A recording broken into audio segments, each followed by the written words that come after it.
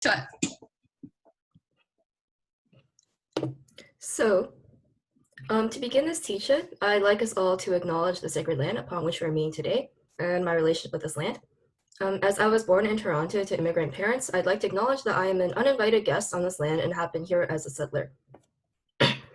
This is an uncomfortable welcome because as part of an uninvited settlement on Turtle Island, which has historically ignored many of its treaty obligations, my right to welcome others is ever questionable. Although this is a digital event, our club, UTEA, typically operates on the University of Toronto downtown campus, so we will be dedicating this land acknowledgement to downtown Toronto.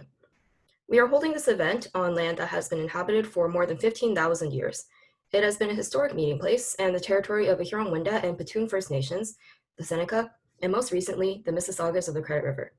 The territory was the subject of the Dish with One Spoon Wampum Belt Covenant, an agreement between the Haudenosaunee Confederacy, Confederacy of the Ojibwe, and allied nations to share and care for the resources around the Great Lakes.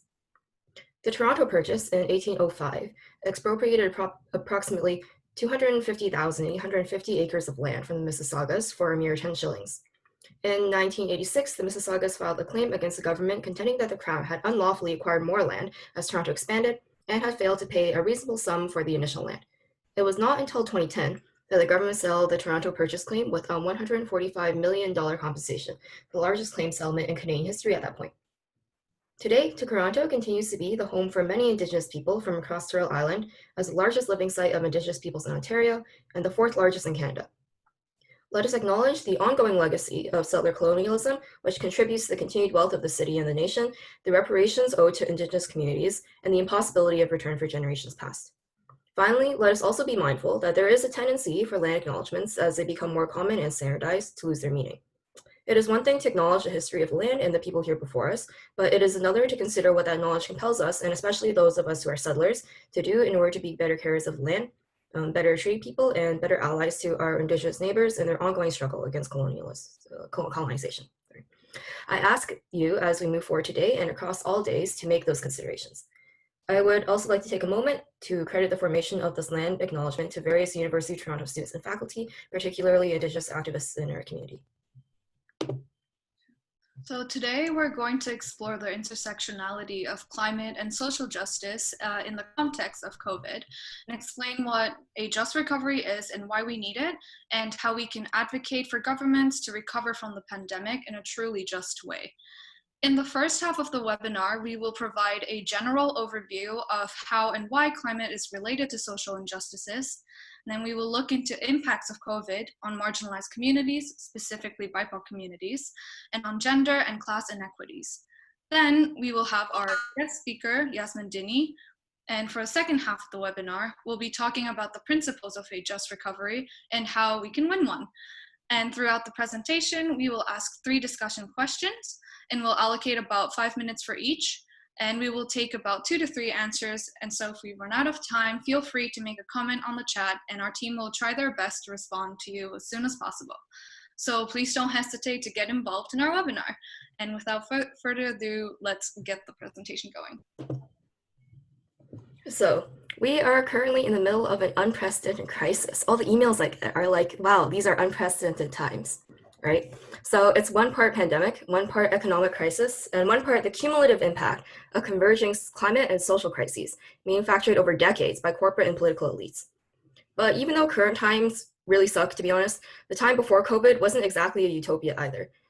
This pandemic has only exacerbated existing societal issues such as climate inaction, wealth inequality, unemployment, and the well-being of marginalized and especially Indigenous communities.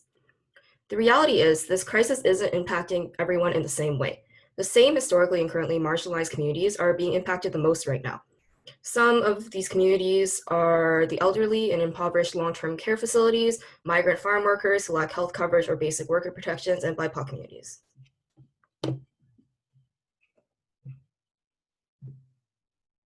Emery, you're muted.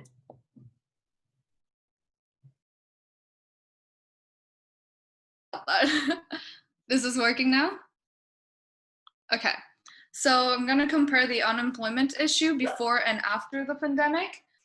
For example, before this crisis hit, 53% of Canadians were living paycheck to paycheck, and 20% of renters in major cities were spending more than half of their income on rent. This meant that low-income earners with unstable jobs couldn't afford to keep working and struggled to pay their rent. Even though governments have been trying to ease the burden on renters, it has not erased the struggle for low-income earners and renters. And specifically in Ontario, rates of unemployment for the average person continue to rise. Statistically, in March, there was about 6.1 unemployment within Ontario, and by August 2020, it jumped to 12.4%. More than 6,000 tenants were evicted within Ontario during COVID in June. Now we're moving on to gender.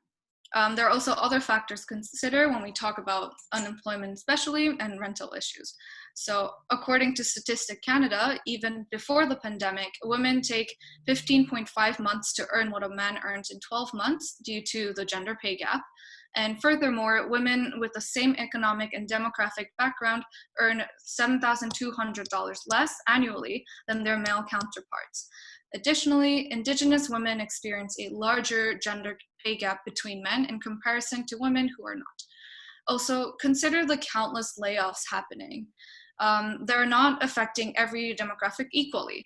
So just in March, when the pandemic had initially hit, women between 25 and 54 years old lost more than twice the jobs than men in the same age group. And Canada's treatment of Indigenous peoples is another example of a historically marginalized group that is also being heavily impacted by COVID today. Indigenous peoples and communities have been fighting oppression for literal centuries and continue to do so today.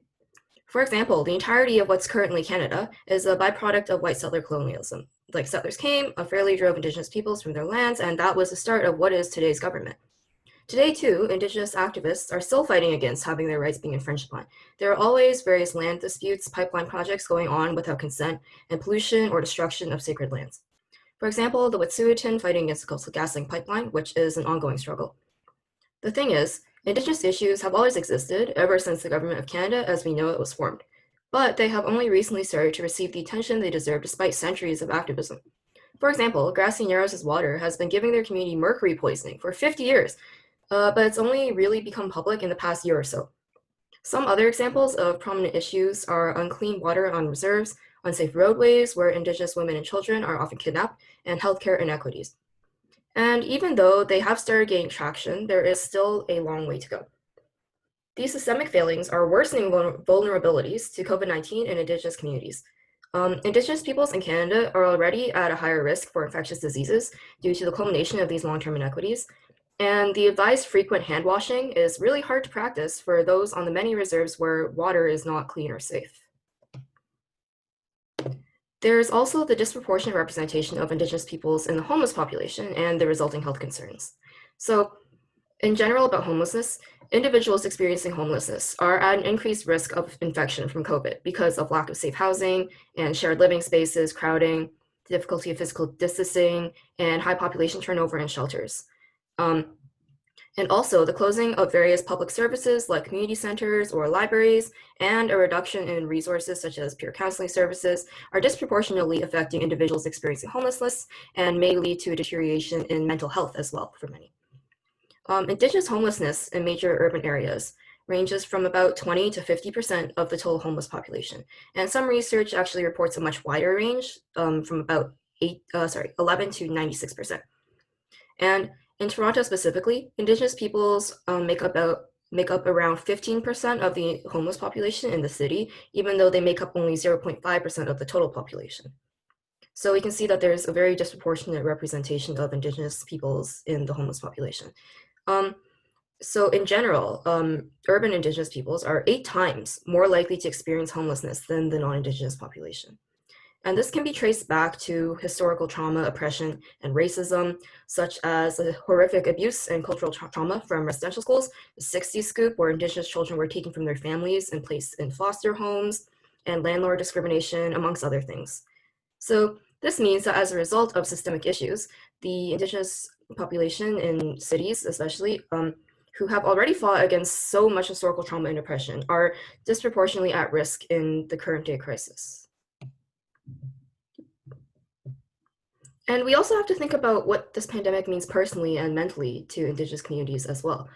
mental health has become a concern for many of us as we're spending so much time cooped up at home and separated from our friends and family, and also, of course, the collective trauma of the whole world shutting down, right? Um, for many Indigenous communities, pre-existing intergenerational trauma has been exacerbated by the pandemic. So prior to the pandemic, demand for mental wellness support was already trending upward, and we can imagine that the pandemic is only making it worse. In an online survey in June by Statistics Canada, 60% of Indigenous people said that mental health is worse due to COVID-19, with many describing most of their days as being quite or extremely stressful. And we can only imagine what the impacts of COVID on Indigenous people's mental health and wellness will be. We might not fully know the impact until long after we recover from the pandemic. And of course, we can't talk about the state of the world right now without addressing the topics of racism and police brutality that's sweeping the headlines as American police harass, criminalize, and murder Black people in the US. The work of addressing white supremacy is critical to building a climate movement rooted in justice. There is no just recovery for climate without addressing the systemic extraction, harm, and violence towards BIPOC communities. This same systemic racism and mindset of exploitation of human lives is responsible for the climate crisis, why we see industrial extraction in Black and Indigenous communities in Canada, and the prioritization of the economy over people, especially BIPOC communities during the pandemic. And this is why there's an obvious intersectionality between climate and racism. Building a movement rooted in the needs of those most oppressed is the only way we can achieve fairness for all. As racism, violence, and white supremacy is not new. We invite you to do your own work, particularly white people and non-Black people of color. There are resources on the slide deck at the end that are an important starting place. And now here we have our first guest speaker for tonight, Yasmin Dini from Girls Empowerment Movement, GEM. Yasmin Dini utilizes her lived experiences in conjunction with her technical skills to provide a unique perspective on a variety of issues. Yasmin is heavily involved in grassroots organizing, tackling issues such as gender equity, housing, and health promotion, with a specific focus on youth empowerment.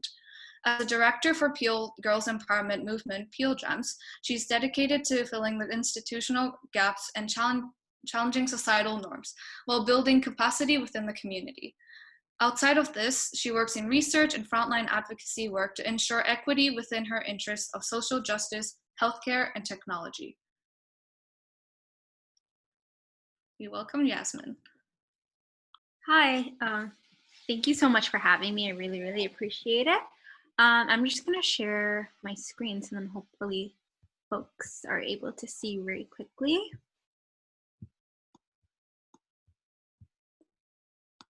Okay, perfect.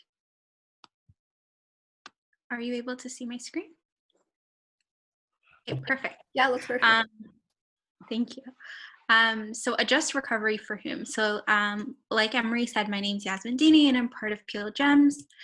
So today I'm just gonna walk you through what I think a just recovery looks like.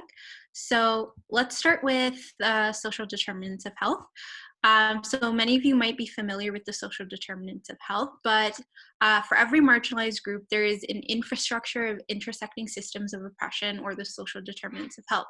So your health status is intimately connected to these different and even more factors that affect your health. So economic stability, education, food, and the healthcare system. And as people with different intersecting identities, you might be more marginalized based on one factor over another when you're compared to, say, your wealthy counterparts. So an example that I can use here is when we're talking about access to clean water, it was reported that about 1/3 of Indigenous people who live on reservation in Canada do not have access to clean water. And so the conditions that the First Peoples of Canada are living in is completely unacceptable, and it is truly the result of the racist policies that we have here in Canada that continue to dehumanize and ignore the needs of Indigenous peoples by policing them more than other communities, by not providing them their basic needs.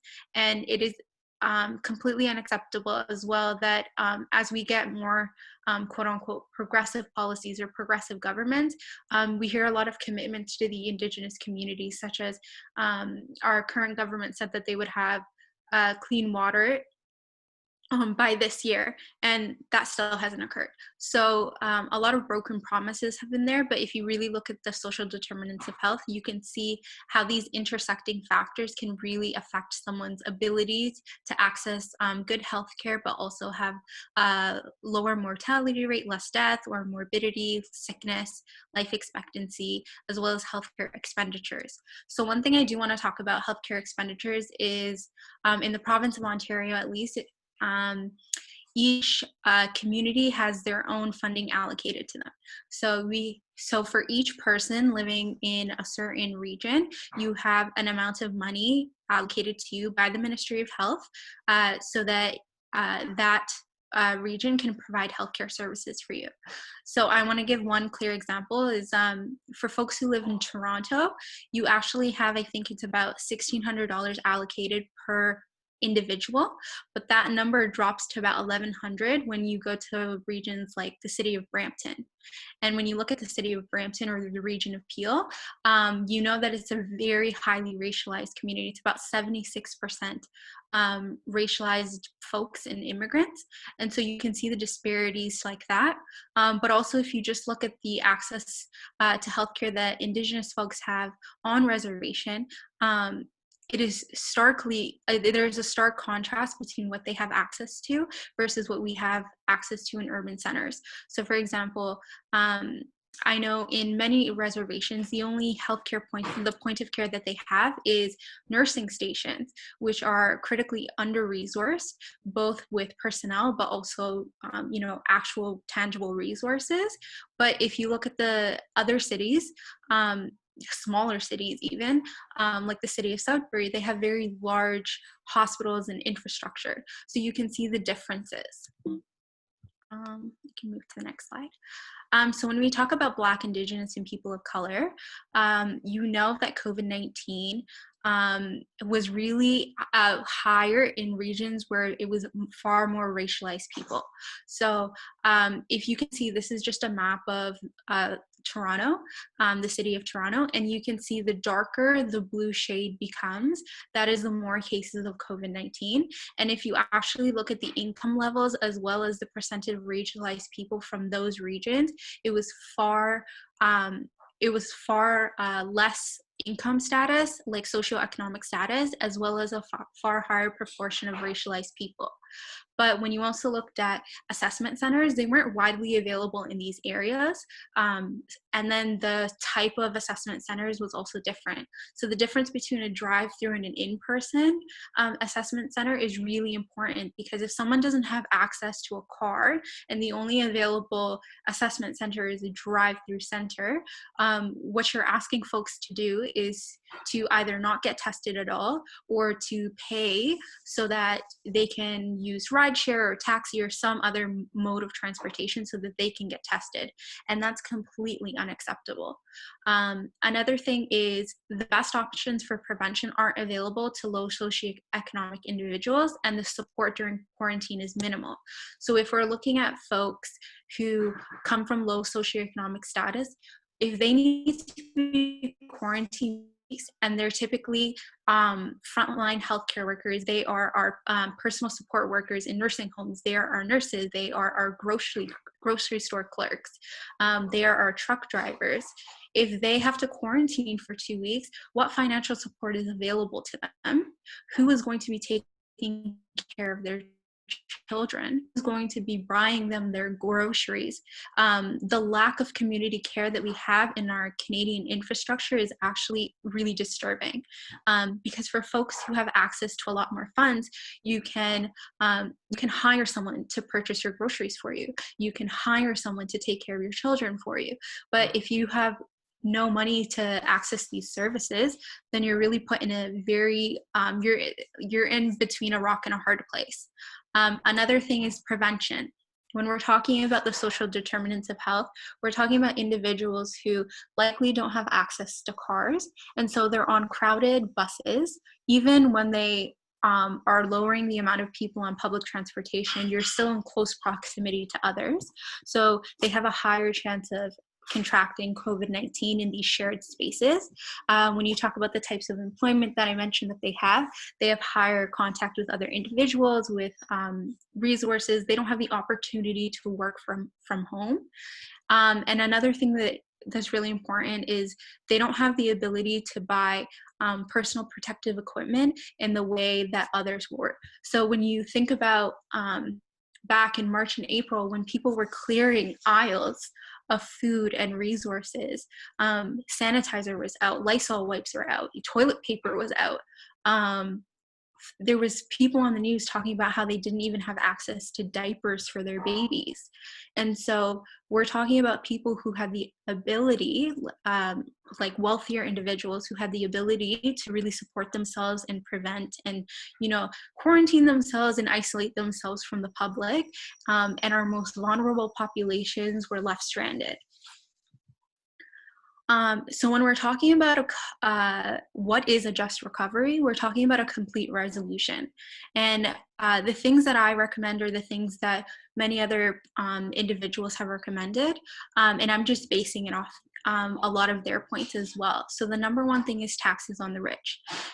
It is extremely, extremely disturbing to know that the richest proportion of Canadians, as well as the richest proportion of people globally, have had their shares as well as their personal wealth increase drastically during the pandemic, when virtually everyone else has lost their income, they have lost their homes, they have lost their businesses, and many people have lost their lives.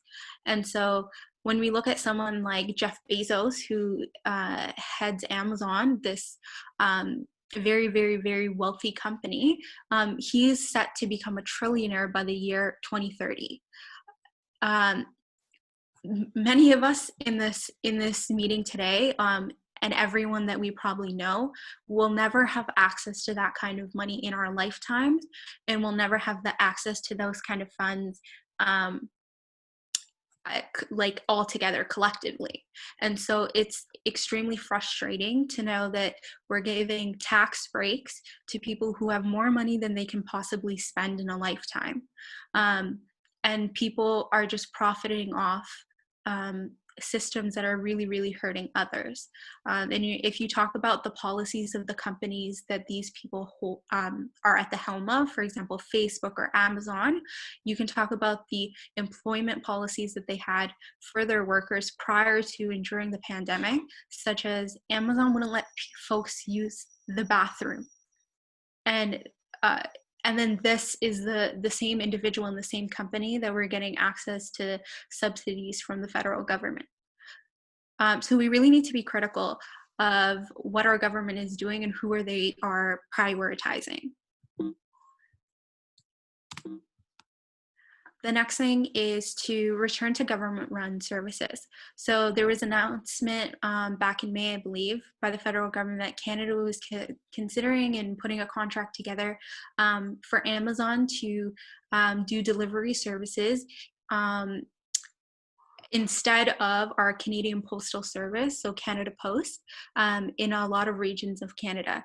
And this is a privately run company that will be doing the job of a publicly funded entity. So Canada Post is paid for by our tax dollars, and there is no reason why it should be providing a service that we use our tax dollars towards.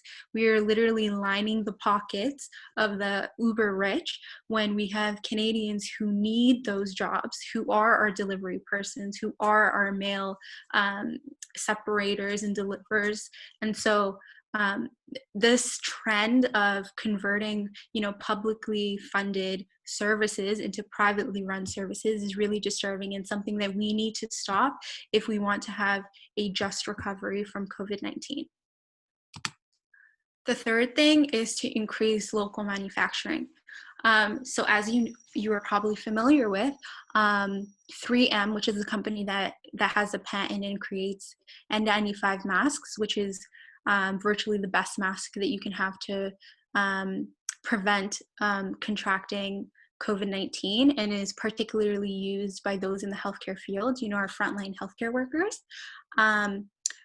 The Trump administration had actually blocked at a point in time the shipment from the United States to Canada of these N95 masks because the US government wanted to use them for their own community. And so there was a real question of why do we not have the infrastructure and the manufacturing capacity to create something like the N95 masks for our own communities, for our own Canadian people. Another thing that happened was the Chinese government provided N95 masks, millions of them, I believe, sometime in April or May, and as a gift. So we didn't have to pay for them. But when there was testing of these masks, it actually turned out that they were defective masks. And so again, we didn't have the local manufacturing capabilities to create something that is highly needed by our healthcare system. And so if we're going back to, providing jobs for Canadians or providing healthcare necessities for Canadians, we really need to start at home and think about why our government is not providing this for our population. The next thing is subsidies for small business. So like I said before, if the richest and the wealthiest are gaining tons and tons of money on the backs of this pandemic, and small businesses are shrinking and disappearing and negatively impacted, we need to have a discussion about that and talk about even if we're having what the Canadian government provided was a wage subsidy, but it wasn't enough to sustain a lot of small businesses. And a lot of small businesses have had to close over the last several months. And so we're talking about Canadians who really wanted to live out some sort of dream that they had and, really bolster our economy. And they're being pushed to the wayside while companies like Amazon are getting federal tax dollars. So we really need to have a conscientious approach to how we're going to be providing for our population. And the next thing is we, like Emery and Melody talked about before, we need to bolster the social safety net and address systems of oppression.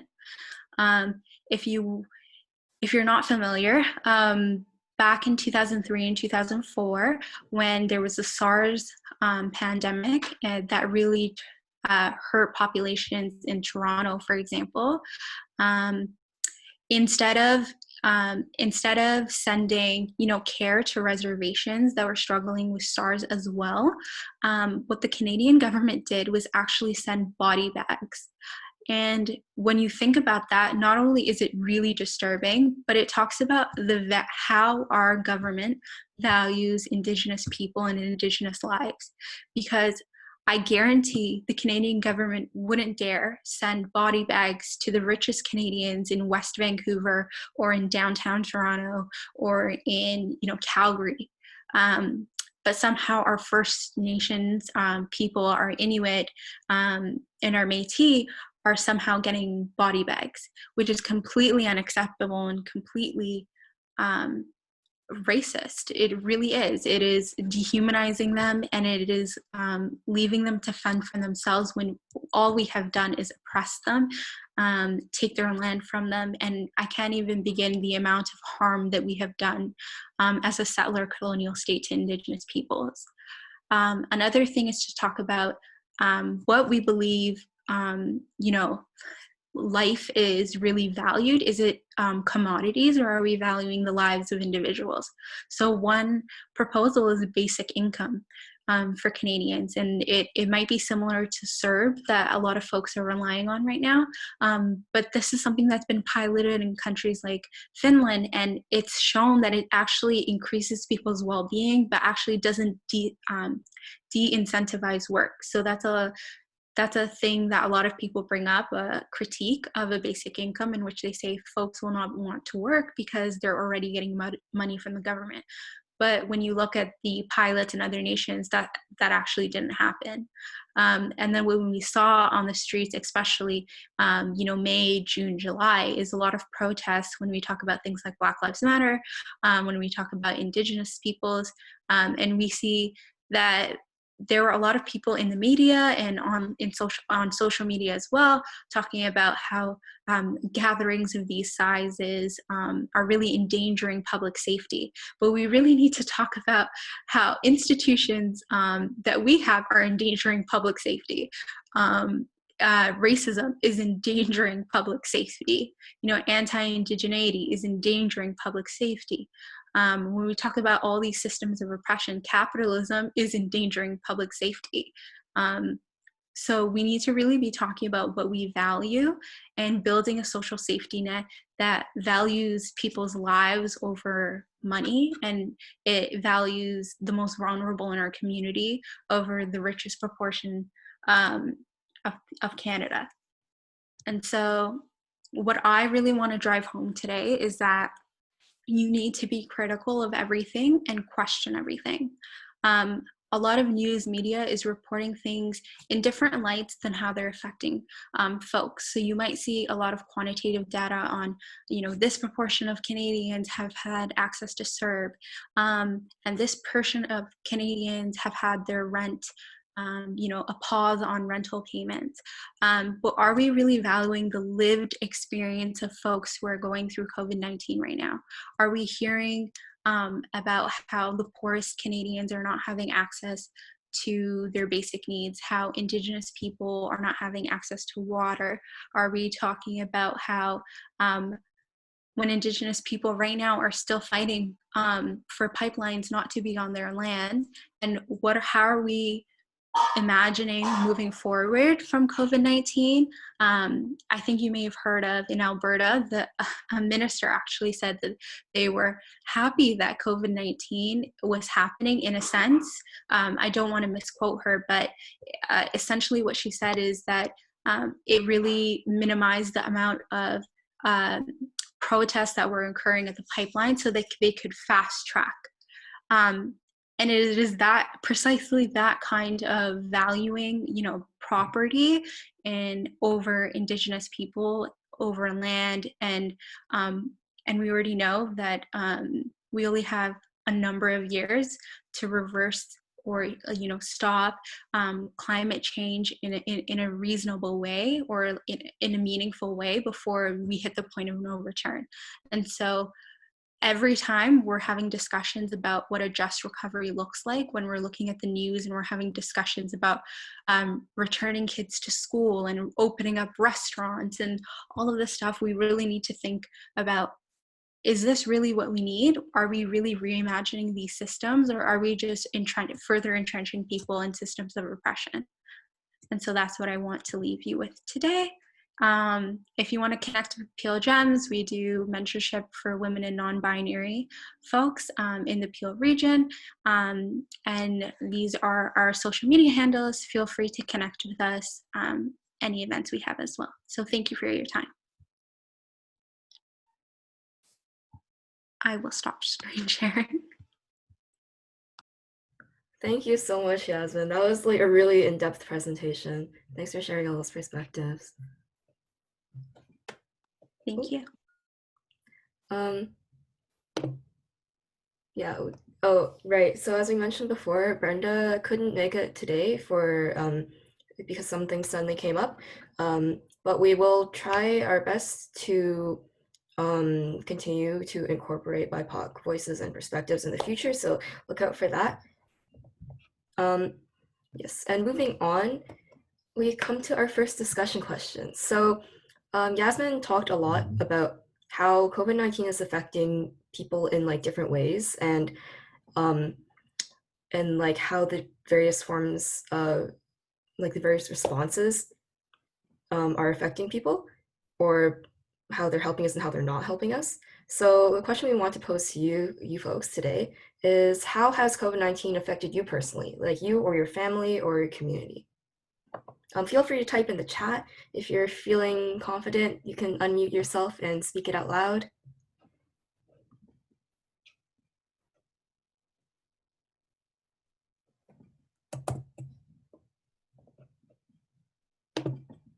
Oops.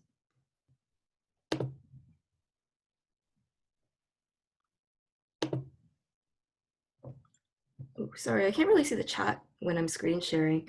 So Kavya, I'm sorry if I'm pronouncing your name wrong. Kavya, I hope that's correct. Panchi said, okay, haven't been able to go back to my parents. Mm, Yeah, I think a lot of international students, not just international students, but haven't been able to go back to their parents and see their friends and family. I also have the same problem right now. Yeah, it's very common, isn't it? Like where it's just the borders are just not working, or like at least there's online and you can call your family and your friends. But for me personally, like my dad's company didn't work out pretty that well, so my family had to move from the Philippines to Japan. So these things happen. It's really like it just happens, right? Anyone else? Just bring it, don't be shy. either write it on Don't talk about your text. life.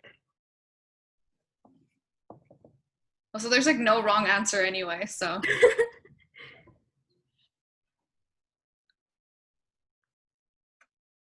yeah. Mm, yeah, Grace says, on my end, family has been very lucky. Both of my parents are still working their jobs.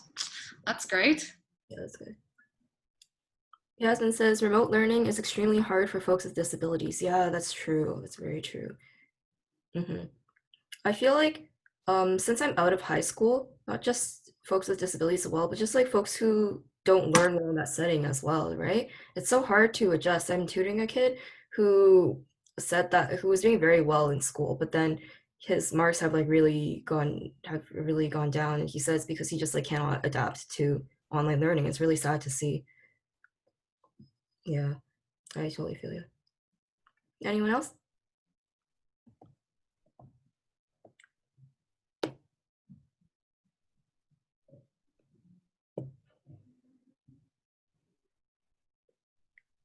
Yeah, Grace says their mental well being has been compromised from isolation.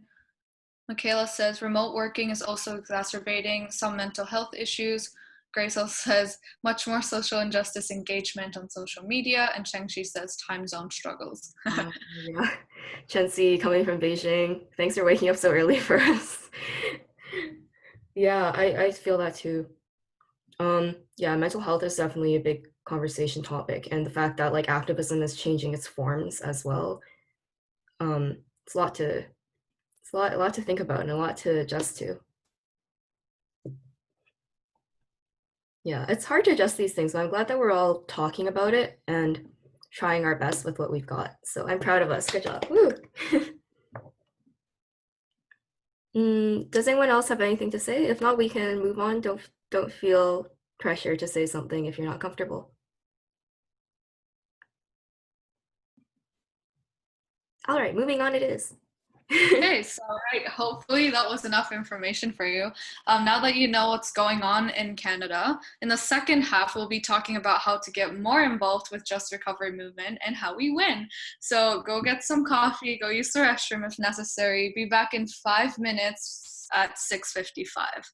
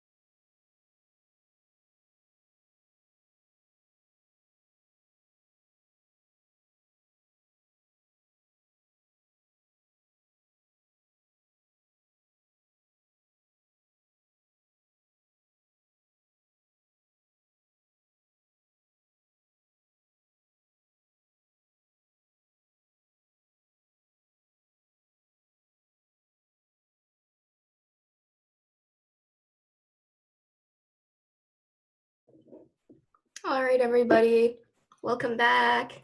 Break is over. All right, so welcome back. Before we get into strategies for winning adjusted recovery, which is the main focus for the second half of this presentation, let's just take a second to look at some of the dangerous policy changes that have already taken place that are, to be honest, not so great for adjusted recovery. Fossil fuel companies and right-wing politicians have been taking advantage of the current situation by using COVID-19 as an excuse to relax environmental protections and further entrench these unsustainable systems. So let's look at some examples. The Environmental Bill of Rights, or EBR for short, is a provincial law for Ontario, which was founded in 1993. Basically, they suspended this temporarily until COVID is over, citing COVID-19 as the reason. And basically what this means is that the provincial government no longer has to consult the public on what they deem environmentally significant decisions. Previously, that was what this bill basically forced them to do, but now they can now they don't have to do the mandatory public consultation.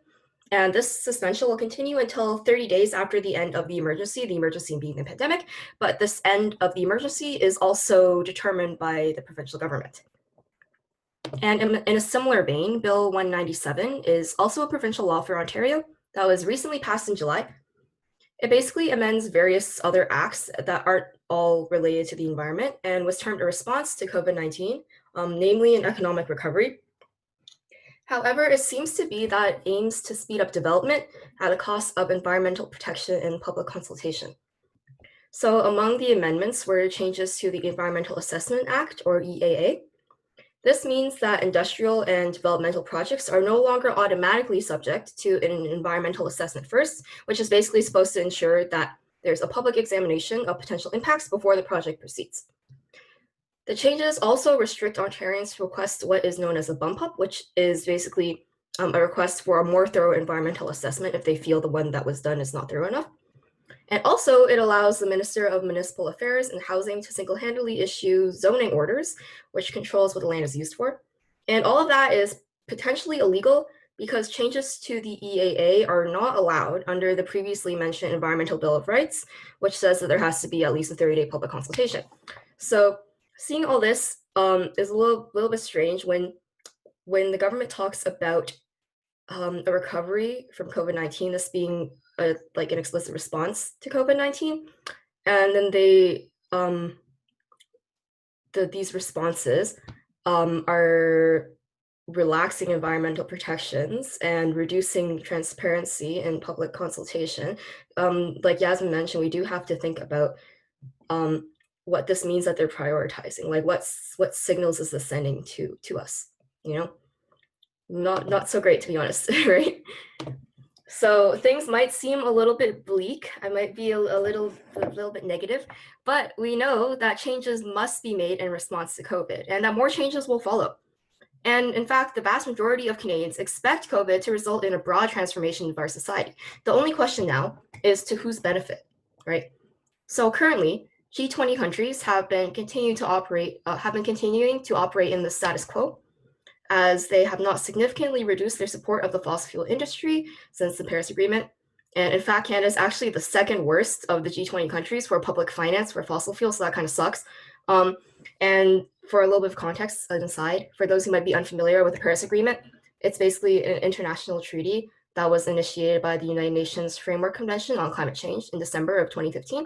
And the agreement basically aimed to reduce global greenhouse gas emission in order to prevent global temperature from rising 1.5 or max 2 degrees Celsius above the temperature benchmark, because that's around where a lot of the worst climate-related repercussions would happen.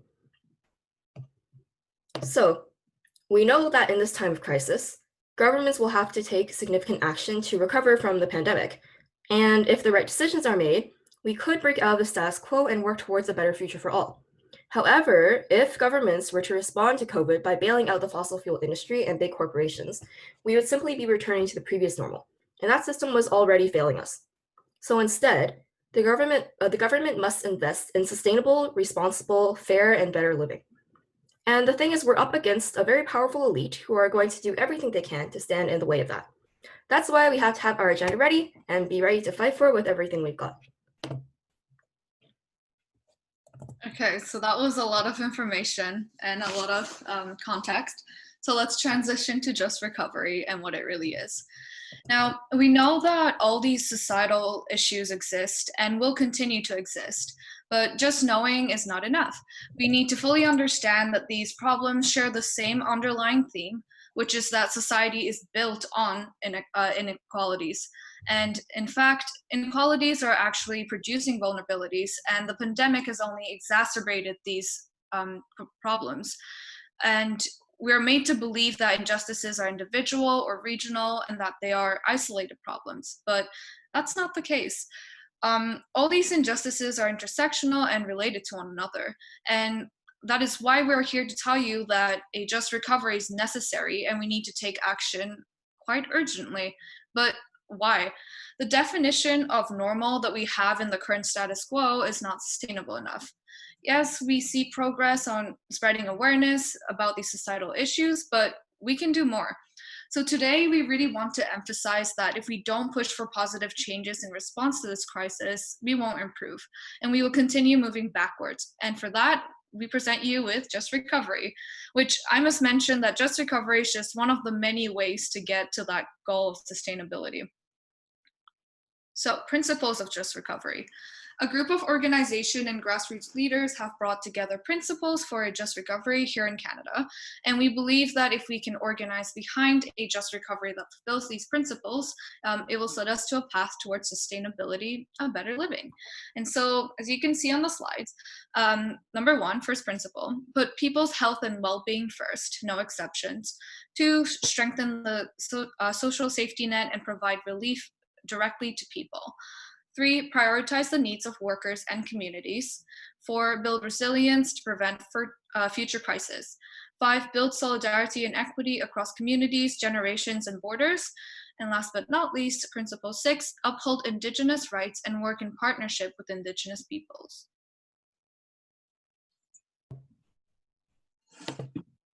So what exactly does that all mean? Essentially, the main goal is to always prioritize the well-being of all people, especially vulnerable communities. And we do this by strengthening the social safety net and providing relief directly to people. So for example, providing targeted government financial aid directly to people in need, improving universal healthcare system and other such institutions, and investing money into these sorts of things as opposed to bailing out corporations for fear of economic collapse. And we also have to make sure that these measures aren't just temporary, but also long-term. We have to make sure that they're also unique to each community's struggles, so we have to make sure to work with and listen closely to each community. And in a just recovery, there are 3 different phases, as you can see, which is respond, recover, and rebuild. So the first step is to respond. We've already all been taking action in different ways. Next slide, please. Different ways to check in and take care of our family, friends, and neighbors. As organizers, it's also time to start reaching out to our communities to come together behind a vision of a just recovery. Now, the second stage is the recovery. This is the stage that most of us are in right now. We know that we'll be most successful if we take action when the decisions are being made, not when they're being carried out. The federal government is strategizing now and creating recovery task forces, including a just recovery group that includes 3 federal cabinet ministers, Catherine McKenna, Jonathan Wilkinson, and Stephen Gilbert. We also know that wealthy corporate interests are pushing politicians to cut social services, lift environmental regulations, and relax labor laws to help the economy bounce back. We need to ready ourselves and take action together to send a message to Trudeau and his recovery task forces so that we prioritize a just recovery that puts people first, one that meets our community's needs, generates millions of decent green jobs, and tackles the climate crisis. And the third phase is to rebuild. That's why once we've responded and recovered, we have to transform our society so that it works for everyone, not just the wealthy few, not just for citizens in Ontario, not just for Canadians, but for everyone. And that way we will have the answer, a sustainable, better life that works for people and the planet. Now, this leads us to our second discussion question. What do you think about these principles? Is there anything missing? And if so, how do you think it could be improved? Do you have any questions at all? And feel free to text in the chat. I'll read it out loud again if ever.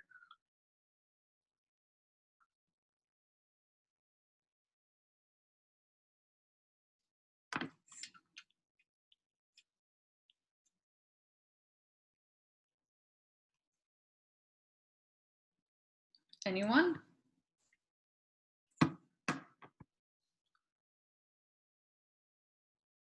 So Kavya again says, sometimes equitable goals may not be economically viable. Oh, equitable goals. Sorry, I said, what did I say? But yeah.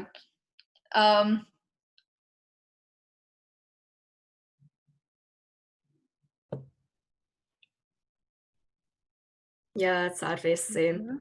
Oh.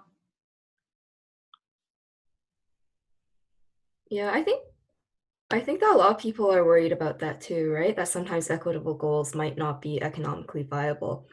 Although what I've heard is that we say that they're not economically viable, but we speak in the perspective of like the current system, right?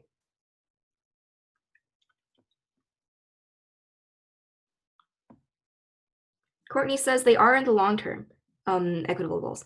A healthy economy relies on the health of the people and the environment. And Grace is wondering if anyone has an example. Yes, building resilience in people, that's good stuff. And that's true, very true. A healthy economy relies on the health of the people and the environment. That's very true. It's like, it's running the marathon instead of the sprint, you know? And I also think that it's a matter of reimagining things. Like by imagining, it's not really like we criticize what a lot of current things and a lot of current systems, I suppose, because we want to like completely reimagine it. So like thinking outside the box, I think it's possible, you know? Are there laid out pillars of these more broad principles like areas of focus? Like what do you mean exactly? Like specific targets, like numerical targets, or like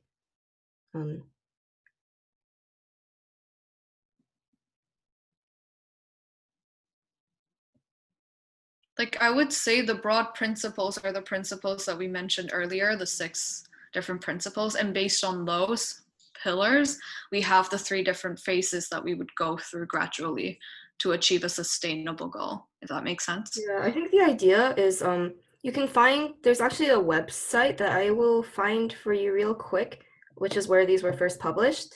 And then basically these are just like main guiding principles that are supposed to inform like all the policy decisions that will be made, essentially.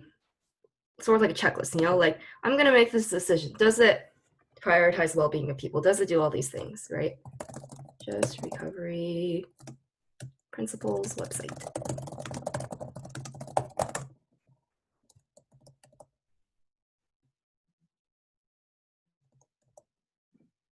My internet is very slow, so I will wait for it to load.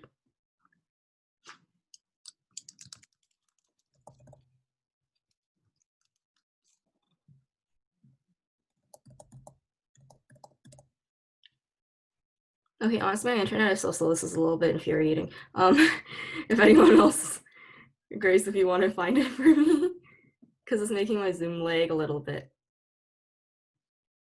Wait, which website? The Just Recovery Principles website. Dude, there's so many. Are you talking about the 350 one?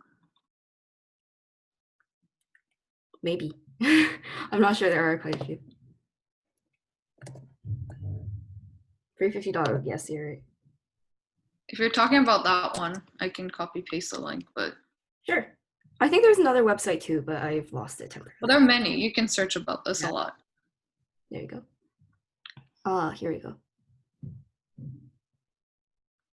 Ooh, we have more good discussion. Oh my god, I love when people talk. Daniel says, these principles sound good on paper. How can we determine that the well-being of people has been improved? How do we ensure that the outcome is equitable? That's a very good question. And Courtney says, yeah, like I assume this is in response to Daniel. Yeah, like green economy and have it broken down, housing/development, corporations, etc. So people can break it down into focus areas on what these mean that are actionable. Ah, okay, I see what you mean. Yeah, that's totally fair. That it's I think Courtney's talking about the six principles. That the six principles like are very like more morally based, I suppose, and less like actionable. It can seem a little bit intimidating because it's not like super actionable, right? But I assume that it's because um these principles were launched Canada wide, and I don't think it's Right. possible to really like to say that for all of Canada we're gonna divide it into these things as like measures of actionable success. I think that depends on the policymakers and policies that are being put into place, and I suppose that's what the main idea is. But I totally get what you mean. Like within each community or like each municipality, for example, there should be like task forces that are planning this. Should like be organizing it into like actionable um ways to tackle it. I like that's a very valid criticism, Courtney. That makes sense. And going back to Daniel's point, sorry, my mouse is really scrolly. Right, these principles sound good on paper. How can we determine that the well-being of people has been improved, and how do we ensure that the outcome is equitable? I don't really know. Anyone else want to chime in on that? Like, does anyone have like, potential It is ideas? something that's missing where you can't necessarily see the improvement exactly. So that's something that could be improved of this principle. Yeah, like Yeah. something like documentation or like some form of recording or like transparency or something like that. That's a good idea.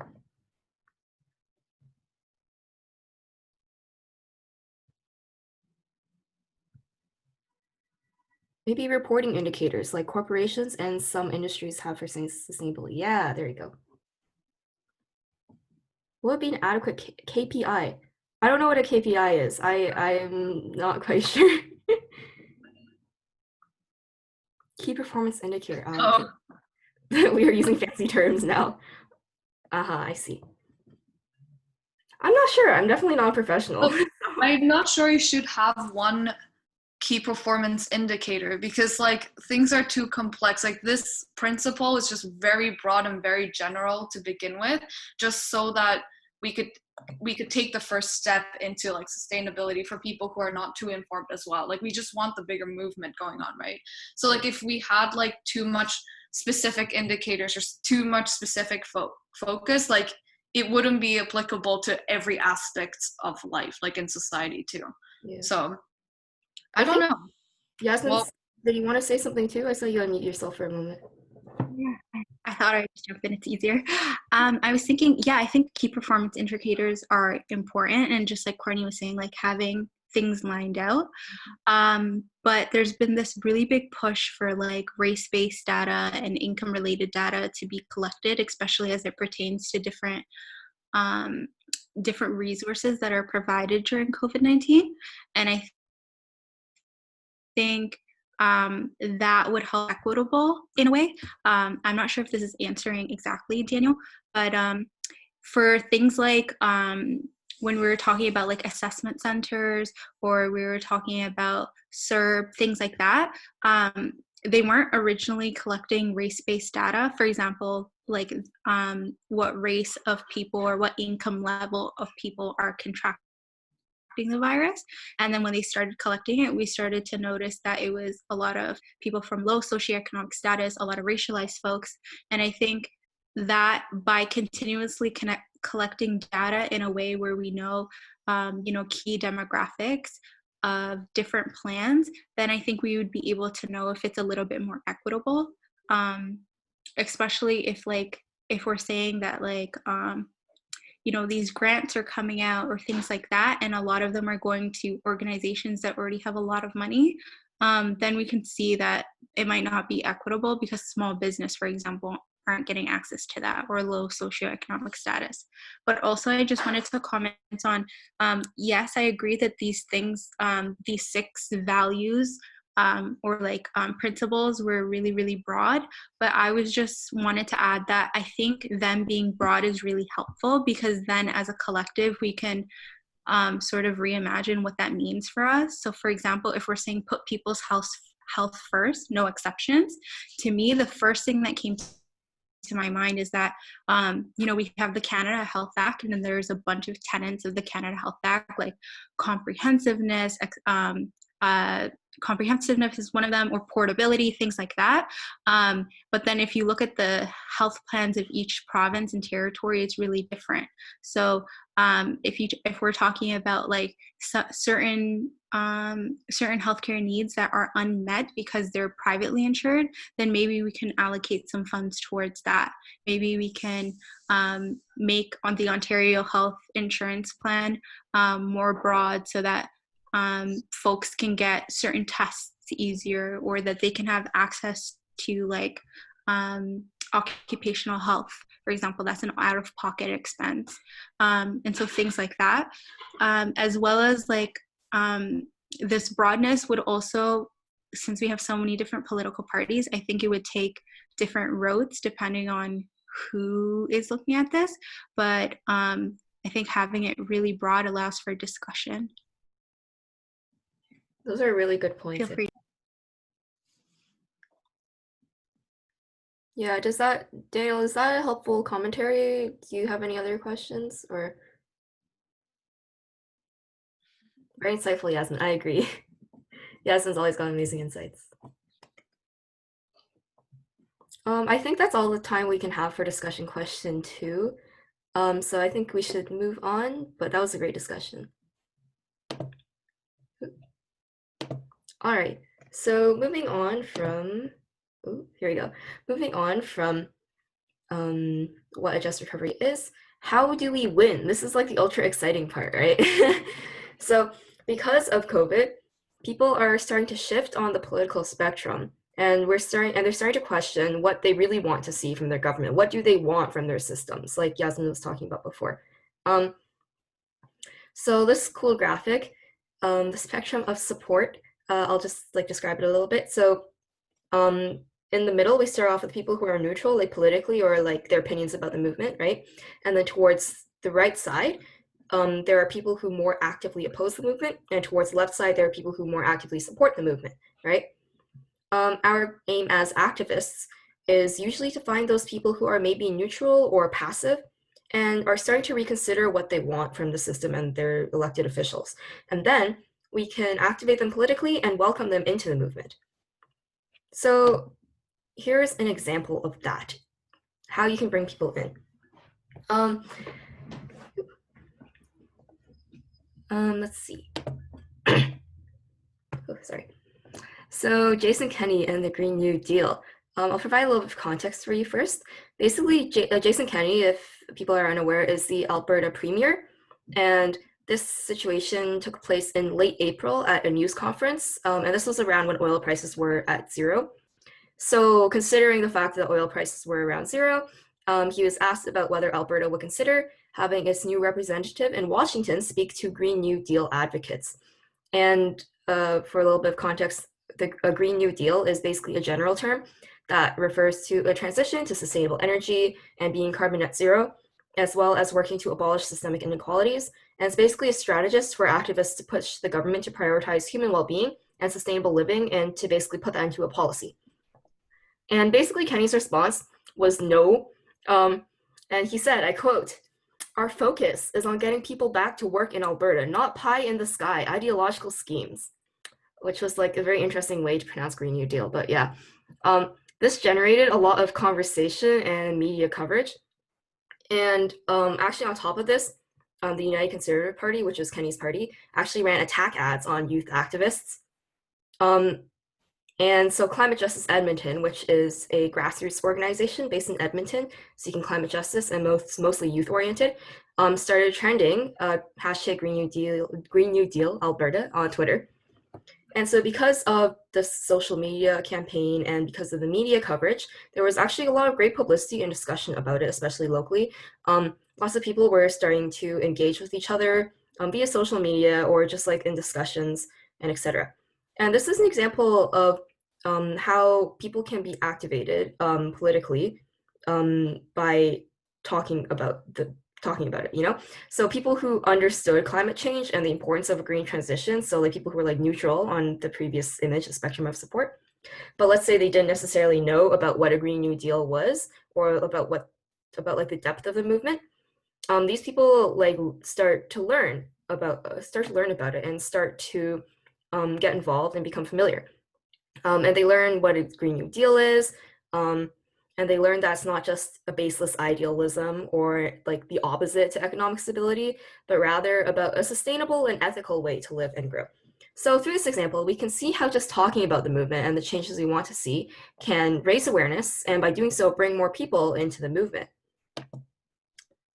And bringing more people into the movement means increasing its power. It's very important.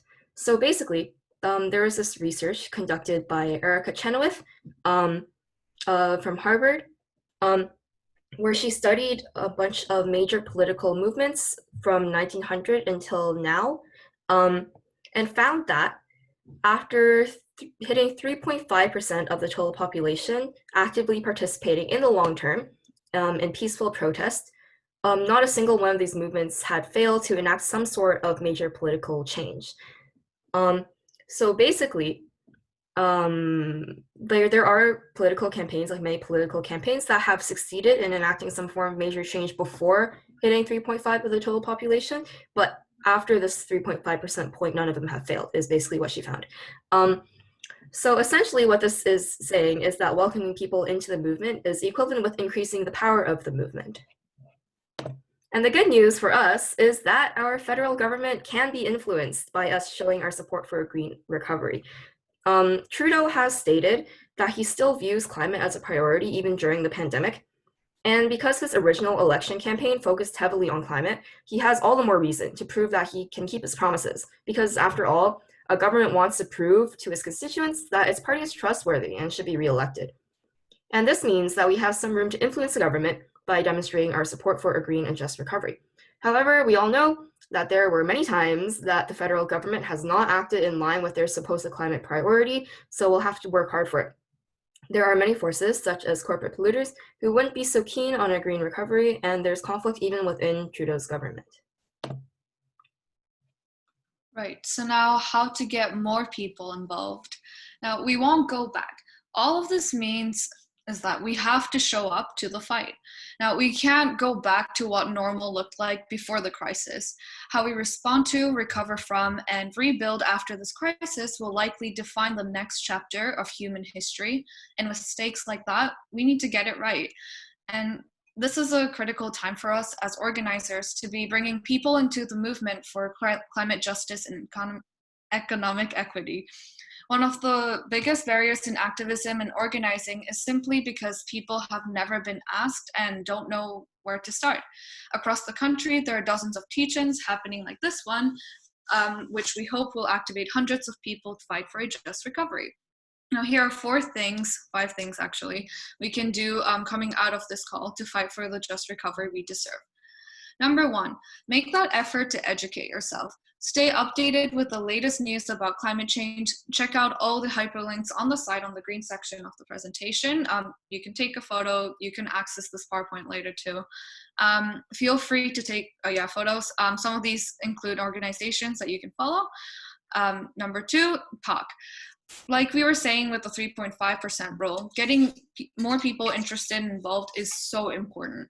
And one of the easiest ways to do that is to just talk and have discussions with people amongst your friends and family. And three, physically get involved. Well, virtually now.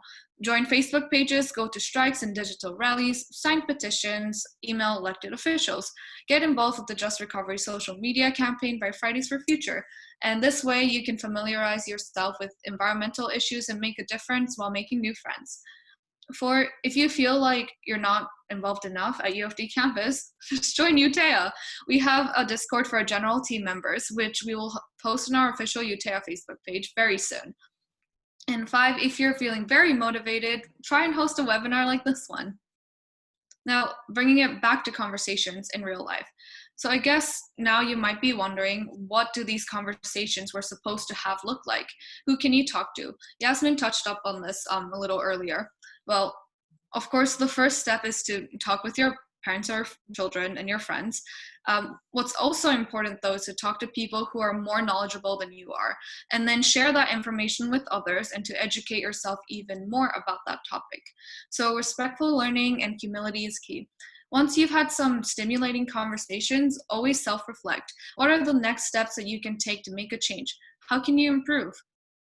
And how to look out for policy changes. Look beyond the media, exercise your critical thinking skills. There are so many destructive policies being incorporated, and there are also a lot of biased articles and reports on the internet. So when you read articles, always question yourself, why is this important? Who wrote this article? And remember to be always be open-minded about hearing opinions of those who might not have the same approach to achieving a sustainable life. Like, don't create enemies. Some people work towards the same goal, but by using a completely different method. So be respectful and just listen.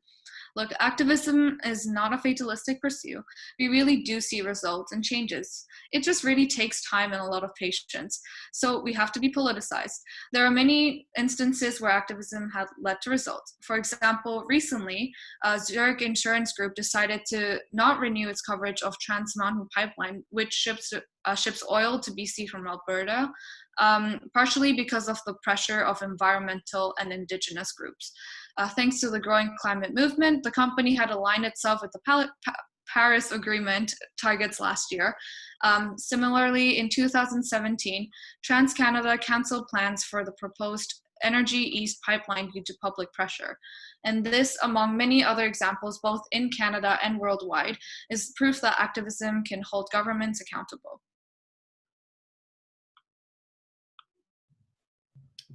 Now, since we've talked about how to get involved, we're going to provide you with some quick resources to get you started.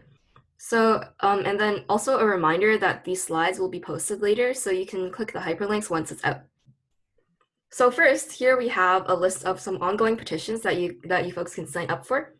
And just like a quick side note, on our official UTEA Facebook page, we do post a few petitions that you can sign weekly, so we encourage you to check those out as well. And also this last point here is not a petition, but Fridays for Future is actually hosting a global day of action on September 25th. It's like, if you remember last year's massive September strike, so it'll be a global action. However, obviously we can't have normal big strikes like that because of the pandemic. So each chapter will host unique actions that everybody can participate in safely. So keep an eye out for updates from your local Fridays for Future chapter and save the date. Next, we also encourage you to learn about the various themes we discussed today, including Indigenous issues. So here are some resources that have been recommended to me by my friend who is an Indigenous activist, and we hope that you'll give them a look when you have time.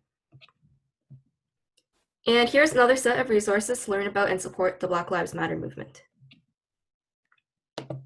And with that, we arrive at discussion question number 3. What's something that you're gonna do or change starting today or tomorrow, since it's kind of late, or if you're a procrastinator? It can be simple. Say it in the chat. For me, I think I will try signing a few petitions.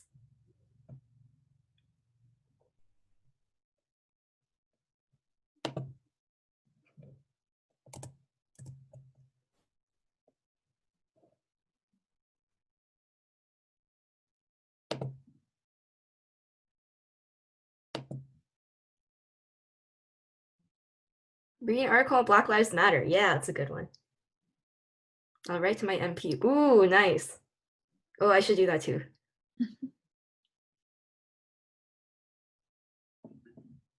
I guess Emery and I are going to be working on some new events, not starting today or tomorrow, but sometime in the near future. I would follow up on the resources you provide. Awesome, thank you.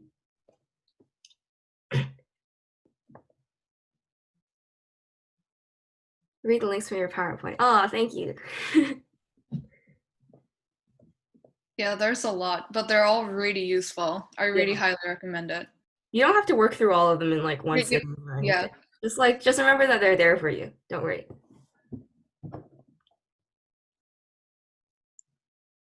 All right, I think that's it from this discussion question. All right, then we'll move on to we'll move on to the Q&A session. So basically, our hope with this Q&A session is just an open discussion about any questions that might come up related to a just recovery or COVID, or maybe more broadly, other things. Yeah, like we can just have a discussion as a group since this is a fairly small group. And Yasmin as well said that she's open to answering many questions. So yes, the floor is yours. Anyone who wants to ask a question. Don't be shy, you can do it.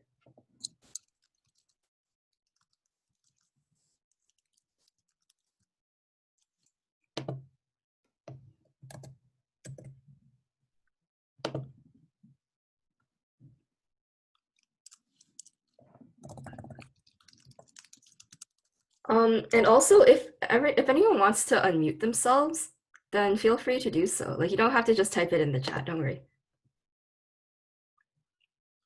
We're all friends here. If nobody has any questions off the bat, I can ask one, I suppose, to everyone. So sorry, my throat's a little bit clogged today. So let's think. How well do people feel like their elected officials are representing them during this time? Like how do you feel like the things that they've done have been reflecting your personal needs? Like how's that working out for you guys personally? You folks, sorry.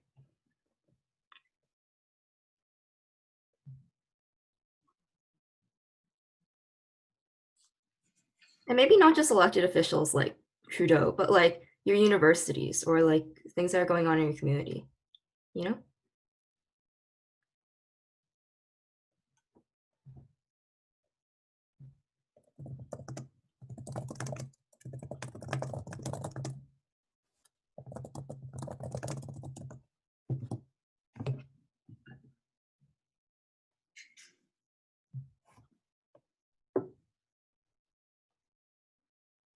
I can share first. Yeah. Oh, no, somebody else went first, so let them go first.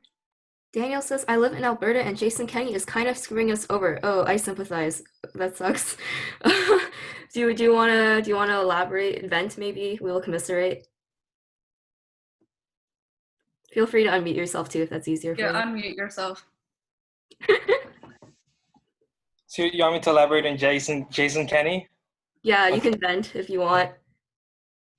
I mean, he's reducing the coverage of healthcare amongst people in Alberta, and he's giving tax breaks to oil companies. So he's basically redistributing wealth to the rich corporations and, well, screwing people in the bottom.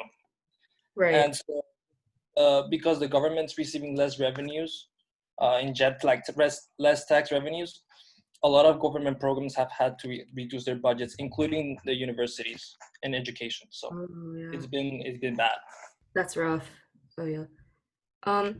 Yeah, I feel like there's a lot more movements and groups and shallow support, but nobody is making transformative change. Same with corporations, etc. That says Courtney. Chensi says, I think it's a shame we see the government using COVID to avoid talks on the climate.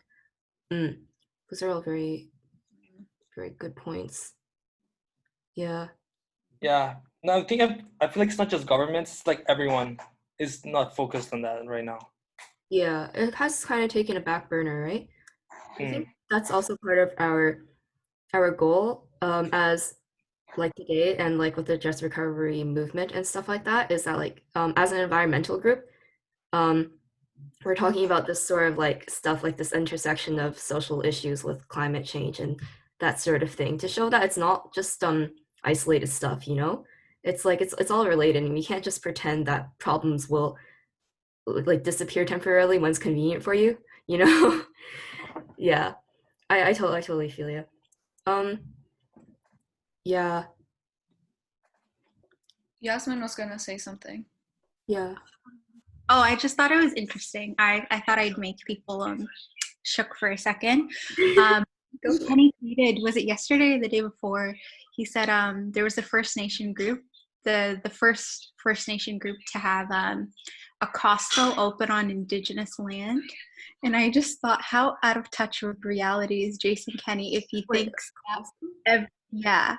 if he doesn't know that every single Costco is on Indigenous land. He doesn't care about Indigenous people at all. Like, he doesn't care about minorities in general. Yeah. Oh man. Yeah. Wait, why is he even tweeting about the Costco in the first place? I mean, so, my life revolves around Costco. You know? Yeah, I feel it. I guess we can also, if everyone feels that we're done with roasting Jason Kenney, we can move on to Courtney's discussion point, which was, I feel like there's a lot more movements and groups and shallow support, but nobody's making transformative change, and same with the corporations, etc. Anyone have anything to say to that? I mean, climate change is a much more complex problem than the pandemic, because climate change is something that's going to take decades to solve.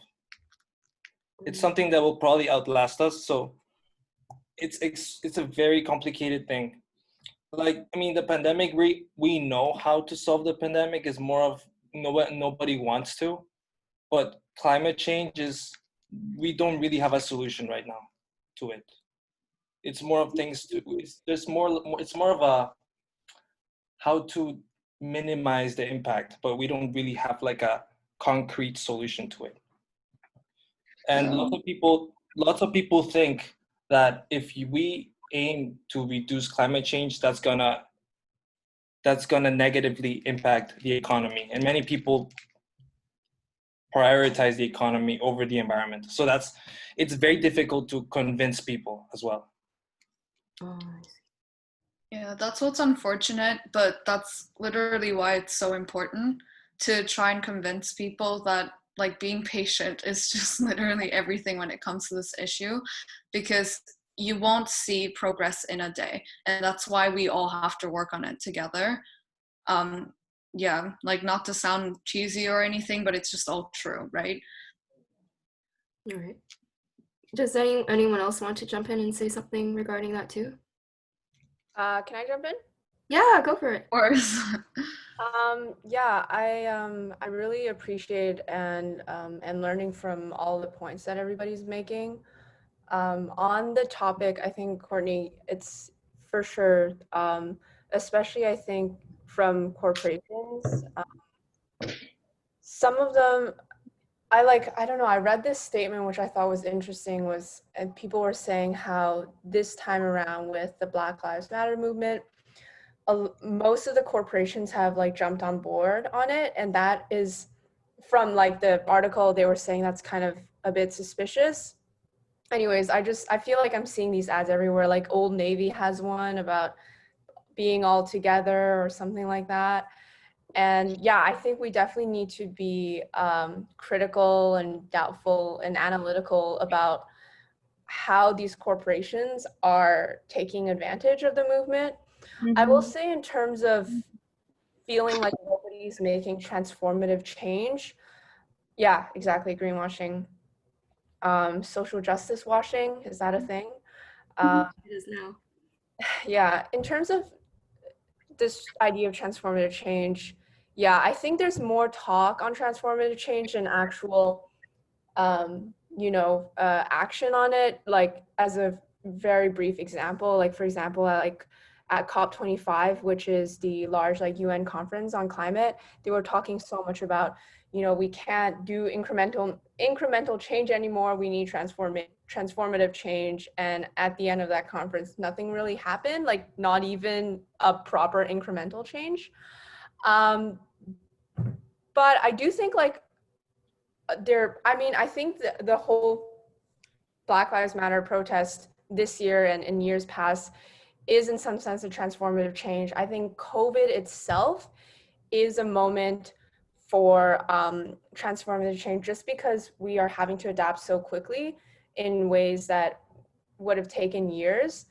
I think I am still speaking in very abstract and theoretical terms, but I do think actually transformative changes are being made right now. Like even this like virtual online idea is, I think, transformative.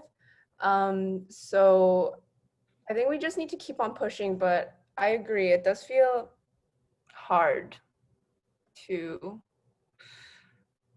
do all of this while also, you know, taking care of your own mental well-being and being in school or working, etc. Yeah, we should all just take 6 months, like the government should all just give us like 6 months of vacation so that all of the citizens can like plot together to, you know, like actually implement proper policies. Anyways, that's my take. Give us time to plot our revolution. We'll get back to you later. Yeah, exactly.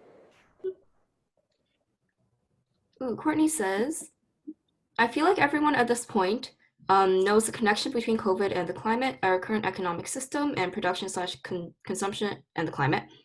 But it takes support from people at the top to make transformative change because we know that the health and economic opportunities for all people will be good for the economy, but that will require the top CEOs to actually do the work to change the way they do things and take a salary cut so it gets stopped. Sorry for the random OMG. Should I say it out loud? Well, sure. So I already said it out loud for you, but if you want to say it out loud, that's fine. And Grace is right. It's not a rant. It's like a very, very valid point. If you want to say it out loud so that it makes more sense than me like reading it, then like go for it. Go ahead. Go Yeah.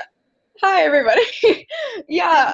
Well, it's like what we were saying, we don't really have a solution for it. Like I think that it's kind of common knowledge at this point, or even if people don't have a deep understanding of it, like we know what kind of needs to be done, and especially these like big corporations, they have the consultants, they have all like the knowledge and all these things on like their supply chains and everything. So it's kind of like we're giving them a huge benefit of the doubt to say that like they don't know what to do, or we need to like educate them and stuff. It's like, okay, everyone kind of knows that this is the problem and like what needs to be done. Like that the resources are out there, the education's out there. It just takes the people at the top to actually change, like institutional change, which is I kind of think is the same as transformative change.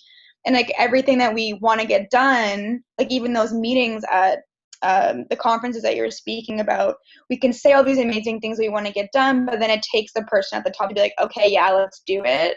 But then it would just require like the CEOs that are like the old white men, sorry to any white men that are in the group, but the like old white men, like the old white men to change something, right? And take a salary cut. So it always gets stopped at this one point, and we never actually get to fully do the things that we know that need to happen. So it's like we do know what needs to happen, but it's just changing the mechanisms that allow like the institutions that currently happen to just keep going as like business as usual. Like there's needs to be some like regulation or government change or something from the top to make sure that it actually has to happen, like forcing them to change because they know what has to be done. You know, we have a lot of environmental students coming out of grad willing to help you guys out and change your corporation, and it's just not being done.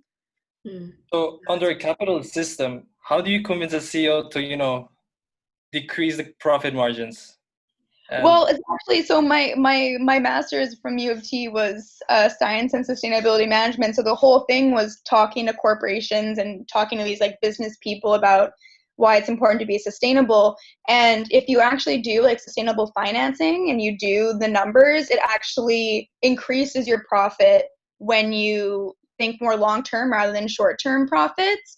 And like what I said before with it takes the health of all like the people and the environment to make a healthy economy. So if you have like, if in your supply chain it's plastic or is trees or whatever resource and we're destroying it all, how is that sustainable for your company? And that kind of thing is how is people getting sick in your supply chain because of COVID-19, because of the conditions that you're putting them in, good for your profit margins at the end of the day. So, and like thinking about stakeholder approaches and making sure they're thinking about that. So it just takes someone to come in and explain it. And I feel like at this point they do know, but it's just an easy way out to say like, oh, we can't cut profits in the short term, but it really won't. It would just require maybe a restructuring of how much money the CEOs get for that one quarter or something like that. Like they just gotta have that vision and that leadership to do it, you know?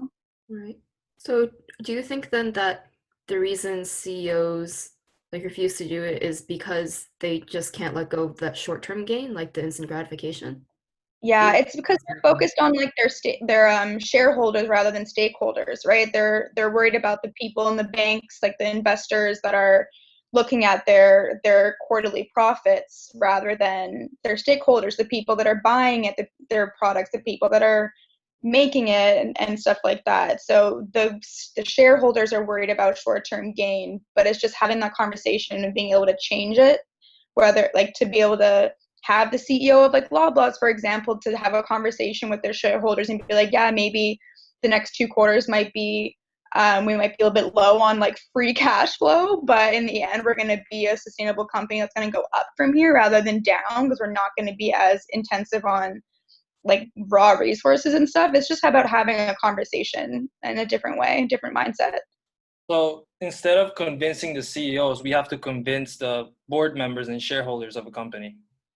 Yeah, we kind of had to convince everyone at some point, because it kind of does sometimes go to CEOs. But yeah, it just the board members and the people at the top, and even having pressure from, let's say, like just managers at each location or something like that, just putting pressure. That's why, like with the whole fashion thing now, because now we're all exposed to what's been going on in their supply chain, especially because of COVID, and just pressure even from the bottom is working. So that's what I'm kind of hopeful about. But at some point, even the shareholders will go, oh no, you're going to lose all of your support and people aren't going to buy from you anymore if you keep doing it this way, or you have problematic because of social justice or environment and stuff like that, if that makes sense. Yeah, that makes sense. Those are really good insights. I think Thanks. Like what that, you're yeah. saying. Oh, sorry. You can go ahead, Daniel.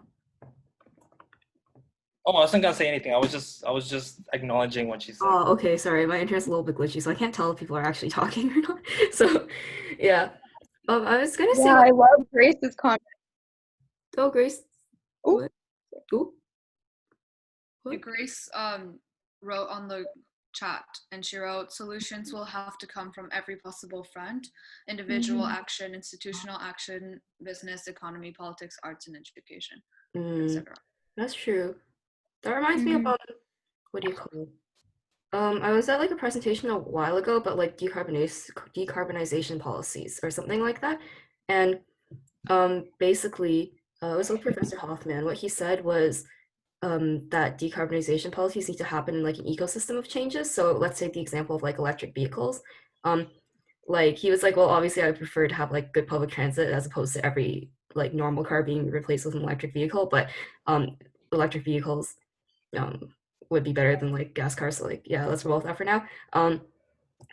So he was like, so for example, if let's say you just make electric vehicles like cheaper, like the price of a gas car, but you don't increase the amount of like electric vehicle recharge stations around the city, or like the accessibility of those within your own garage, then like will people really be buying more electric vehicles? Maybe, yes, but like not in the extent that like you envisioned it when you made the electric vehicles cheaper, right? So I think like a similar idea applies to Grace's point here, that like solutions need to come from every possible front. And I guess that also ties into the idea that a just recovery is for everyone, right? It's not like it's just like a local specific issue. So naturally, by consequence, it has to the push for those changes have to come from every front as well. Very, very interesting, very insightful points. I think also it's kind of on us, on individuals, to sort of keep the pressure, like Courtney was saying, because I know there's been a lot of co-opting of progressive language. So when folks are saying things like land back, or Green New Deal, or communities in some fashion, a lot of folks are now using it in ways that it wasn't intended for, so that they can sort of water down what the true meaning was. And I think that a lot of people should, like us as people, we should hold our our governments and people accountable, because what I've also noticed is some people that we recognize as progressives, or people that support these causes of like climate change, justice, things like that, once they get elected, they start to sort of backtrack on that. And so I can give a great example of, AOC, Alexandria Ocasio-Cortez in the United States, huge progressive. But if you actually look at her platform that she ran on, a lot of those really progressive things that she posted on her site, for example, on her website as part of her platform, actually disappeared in the days following her election. What? Yeah. So if you, but a lot of people really tout her as like the progressives of the progressives, right? But also if you look at things like NAFTA, for example, that sort of in the last year or so was transformed into the US-Mexico-Canada agreement. Canada continuously gets sued by American companies because what our legislation on environment or healthcare directly affects their profit margins. And so we're losing tax dollars being in court with American companies because their profit margins are being attacked by our social safety net policies, right? And then if you look at Mexico, who literally they've got it the worst out of the three of us, because the way that their workers are treated, the way that their environmental resources are just completely exploited. But then, the most progressive of our, institutions like the Green Party or the more left wing, they haven't done a great job themselves of really pointing that out to folks. Because they're saying this will be great for Canada, our economy is going to be strengthened. But what about the nitty gritty of those thousands and thousands of pages? And I think it's important to look at things like that, but not also just focus on what's good for Canada, but focus on the people of other nations matter too, like the farm laborers in Mexico who are being completely decimated by the USMCA, they matter too. It's not just what's good for the Canadian economy.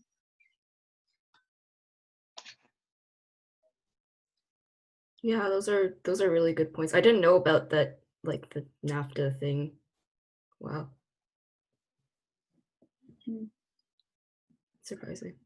It seems like we really, like, for even the good things that we see, it requires so much like personal research to be able to figure out what is really going on, I guess. Like, we would think that those things are good, but then there's all these different externalities that we didn't account for. Like, how do we either, I don't know, like, how do we communicate these things in a way that's like accessible for people? Because like even like myself and other people from my program and like some of you, I guess, like we are able to research these things because we're already kind of in this space and we may have the time or we're already doing the work for it. Just like, how do we explain this? These are so complex. Yeah, that's also a big struggle in activism, right? Yeah. Always a battle. Heated is that infographic is very cluttered. Pardon? Sorry, you cut off a little bit for me. I was just making a joke saying that infographic of whoever's having to make that's going to be very cluttered. Oh, yeah. Oh man, the font size is going to be tiny. Grace says Heated is a Substack parentheses newsletter run by Emily Atkins. It talks about climate crisis / climate justice. Really great. Oh, I didn't know that. Oh, thank you, Grace. Yeah, so she used to be a writer for larger, more mainstream journals. I'm not sure which ones, but things like the New York Times. And then she sort of quit that and she started her own newsletter on this platform called Substack. It's like growing quite quickly, especially now in COVID, where you can subscribe like with a fee, and so then the writers get like fees directly. Anyways, but a lot of her content is free as well, but just different, I guess, sources. But I also, I guess, wanted to follow up on Courtney's point about, it's really hard relating this information. Yeah, I totally agree. Yeah, I've had way too many like frustrating conversations with my parents, but also, I guess, yeah, and it's like, how do we we reach out to people who might not, because at the end of the day, it is a movement that has to include like a lot of people. But I feel like even in university, I only really talk about like environmental justice or crisis issues with like my environmental science friends or people from UTEA. It's harder to, like, I feel like almost never broach a topic with like some of my other friends. I see. Yeah, same. That's actually really relatable. I think what I heard a suggestion from someone a long time ago, I forget the context, but it was like not necessarily you don't necessarily have to talk about like the environmental issues, but you can like meet people where they're at and just generate conversation around like related ideas. Like you and your friend are taking the TTC. You're like, damn, it really sucks how the TTC is always unreliable, slow, and also expensive. What the heck? And then like that's not really talking about like systemic change. You're not like, wow, we need like a massive reform right this moment, including the TTC, you know?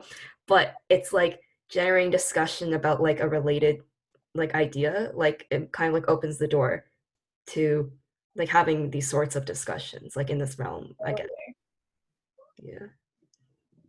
And it'll help people see how connected everything is, you know, and how we're all on one page. It's just all connected. Yeah, like everything's connected. I guess Yeah. like Emily said, it's like a slow and patient the process, right? Yeah. Who else is tired of just trying to keep their own? That's so true. Yeah. I guess besides that though, I remember before, Courtney, when you were saying that you feel like a lot of people already like know about like the connection between climate and like many of these other things. Yeah. But like yeah, I think that's true. I think because of like a lot of like the social media presence and like the media presence of it, it makes like I think it's become a lot more of like a popularly known topic. But I guess it's like thinking about the like spectrum of support thing. Um like people can know, but they'll be neutral and not necessarily actively showing their support. So for like politicians who maybe like actually like care about these sort no okay you know what I mean like active like actually worry about what their constituents think about like policies that they're like putting in like if people like actually like care about the problems but it's not like outwardly apparent to someone who's like not like their friend and doesn't know them personally, then I'm wondering if like those like that like their influence is like diminished, right? Because like to the policymaker or like the elected official and like Schrodinger's political opinion I don't know, you know, like they don't I'm thinking that they might not know if like that if like people who aren't like actively supporting something like actually like support it like morally like personally or if they like don't support it, and then I feel like maybe that's part of it as well. For sure. Oh my god. Well, Grace says who else is really tired and often just trying to keep their own lives together, lol. Yeah, same, me at all times. It's a fine balancing act.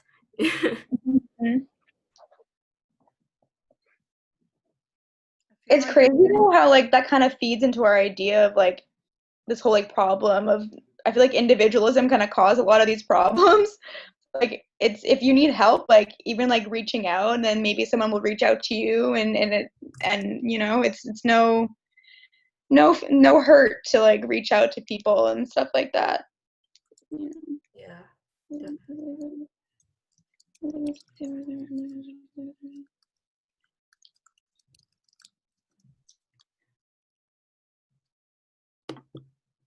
Okay, I feel like it's almost 8 now, so I'm just gonna go through the closing remarks. I don't want to end this conversation since people were more engaged, involved, but we have to come to the end of our webinar. Yeah. So I hope that you guys took away, what you guys took away from this is that these societal issues are all derived from inequalities and that they're related to one another. And we hope that it's become clear that as climate activists, we must address these inequities and answer the question, what does climate justice really mean, and what are our roles as climate activists during these current unprecedented times. uplifting marginalized voices and recognizing the interconnectedness of climate with other issues is necessary now more than ever. I also want to thank our lovely speaker, Yasmin, for being here with us today. Yeah, she's provided us with a lot of amazing insights, and I know that I've learned a lot through working with her on this webinar. And here's her social for GEM and her Instagram and Twitter and yeah, and the website for GEMS, and also our club UTEA. You can follow us and all those right there on the slide. Yeah, and also we'd like to give credit to 350, who provided us with a teaching toolkit for this presentation slide, and that we're partially using. And also we'd like to thank U-Turn for providing us with fundings to make this event possible. We really hope that you enjoyed the webinar, and we also hope that we sparked some curiosity in you guys to learn more about what's going on in the world. If you have any questions at all, feel free to ask in our chat or contact UTEA on Facebook. We are more than happy to provide you with resources for further research. So thank you so much for being with us today. We really appreciate your patience and participating and spending time with us. And please stay safe and have a great evening. Thank you. Well, thank you. I'll stop screen sharing and end the meeting. See you guys. Stay safe. Bye. Bye. Nice meeting you all and meeting you, Yasmin. I just gave Peel Gems a follow on Instagram. You guys have a very aesthetic feed. Thank you. Very lovely.